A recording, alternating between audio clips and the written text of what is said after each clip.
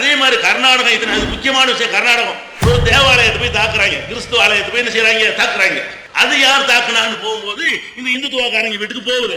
அவன் வீட்டுல யாரு போறாங்க, பாஜகவுடைய தலைவர் சுரேஷ் காமத்னு ஒரு ஆளு. அவனை தேடி போறாங்க. சுரேஷ் காமத்துங்கிற பாஜக தலைவர் வீட்டுல போனா 397 ஜெலட்டினும் 1200 டெட்டனேட்டர் எடுக்கிறாங்க. டெட்டனேட்டர் என்ன தெரியுமா? 1200 டெட்டனேட்டர் எடுத்தா 1200 இடத்துல கொண்டு வைக்கணும்.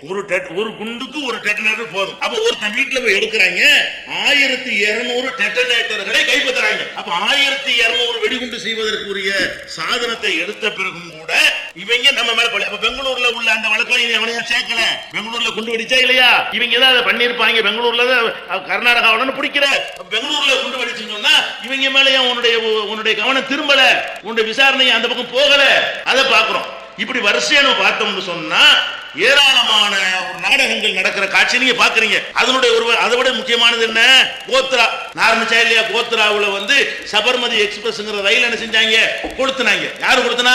இந்த சங் பரிவார கும்பல் தான் கொளுத்தியது. ரயில்ல வந்தவனும் சங் பரிவாரக்காரன். அவன் அயோத்திக்கு போய் கரசபை செய்யறதுக்காக வேண்டி போயிட்டு வர்றான். வர்றவன் என்ன செய்யறாங்க, இதுல வச்சு நம்ம சங் பரிவாரத்தை கொளுத்தி விட்டோம்னு சொன்னா இந்துக்களுக்கு கோவம் வரும். கோவம் வந்தா முஸ்லீம்கள் நல்லா கருவறுப்பாங்க அப்படின்னு திட்டம் போட்டு சபர்மதி எக்ஸ்பிரஸ் ரயிலை மோடியுடைய ஐடியாவோட, மோடியோட ஆதரவோட, மோடியுடைய ஆலோசனைப்படி சபர்மதி ரயிலை கொளுத்துகிறார்கள். கொளுத்தின பிறகு முஸ்லீம் கொளுத்து விட்டார்கள் பழிய போடுகிறார்கள். உடனே அந்த இந்து மக்களுக்கு எல்லாம் வெடிகுண்டு சப்ளை செய்யப்பட்டு அவங்களுக்கு ஆயுதம் கொடுக்கப்பட்டு 2000க்கு மேற்பட்ட முஸ்லீம்களை கருவறுக்கிற காட்சியெல்லாம் நம்ம பார்த்தோம். குஜராத்தில் அவ்வளவு பெரிய கலவரம்.